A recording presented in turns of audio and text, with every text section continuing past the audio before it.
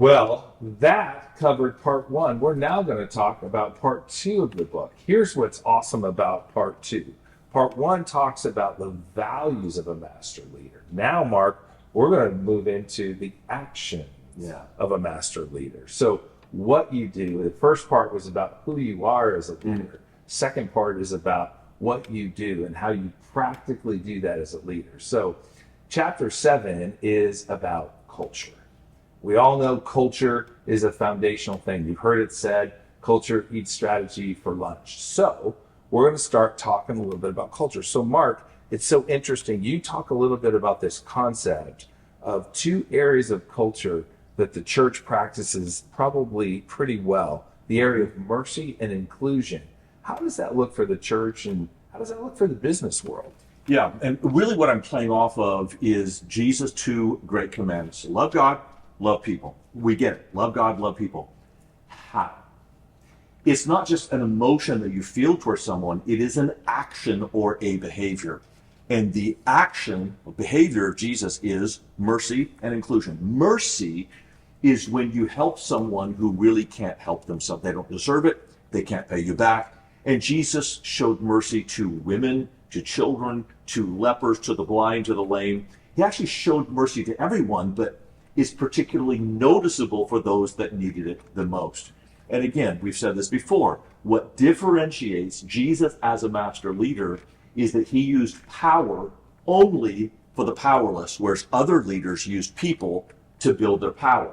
So that's the concept behind what Jesus is doing with mercy. With inclusion, this is interesting, Jesus was not inclusive. He never deliberately reached out to Gentiles. Now, he did heal Gentiles. He did talk to Gentiles, but it was only when they came to him. So why did the church all of a sudden explode into these other territories and ethnic groups? Because the principles of Jesus' mercy are centrifugal. You cannot follow Jesus and not go ever outward in your circles of care. Whereas other religions say the way that you get to be a good religious person is when you get closer and closer to the center, keep more and more rules and laws. Jesus was the opposite. To be a good Christian, you would ever further outward. When it comes to the church versus the business world, I think the church has the leg up on mercy, and the business world, I think, actually has the leg up on inclusion. I wish to God that we would get better at it and get better at it fast, because the Church of Jesus Christ historically has been the most inclusive group in the world. In the Roman world, the church was the only organization that had men, women, slave-free, Jew, Gentile, rich and poor. The only one.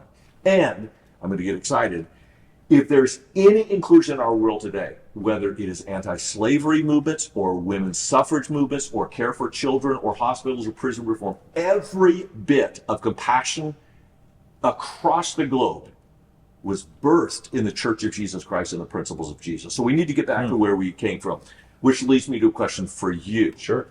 Because I've noticed at our church, we have done a lot, and you kind of spearheaded a lot of it, of culture development. So what behaviors lead to cultural transformation within an organization?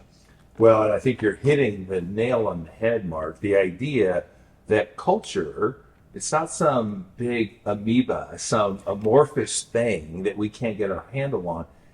Culture is just a collection of behaviors. It's how we act. Say it again. That's rich. Culture is just a collection of behaviors. And so if we make it more complicated than that, we're going to focus on the plaques on the wall and all those interesting things about beliefs and values. Values are crazy important, but I can't measure those. I can't see those. I can't witness those with a video camera and know if you're doing them or not. It's a belief system. It's almost spiritual. Whereas behaviors are something I see. It's something we can talk about. It's something we can correct and we can adjust. The critical and reward. And that is those three things about what we define, what we reward, and what we allow is what will ultimately make up our culture. Define What behaviors do reward, we find? allow. What behaviors do we reward, and what behaviors do we allow? And the trickiest one is the last one. It's what we allow.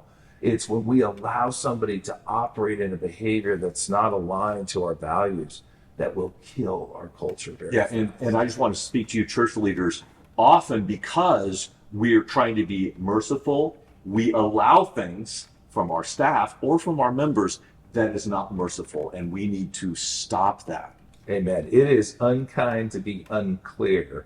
And when we allow behaviors that are against our values to happen in the name of grace, we have watered down what the gospel's trying to do. We really need to make sure in this area of culture, we take this really serious and we define what we need, we reward it, and we make sure we don't allow it. Yeah, culture is so critical for any organization, whether it's a church, a 501c3, or a business.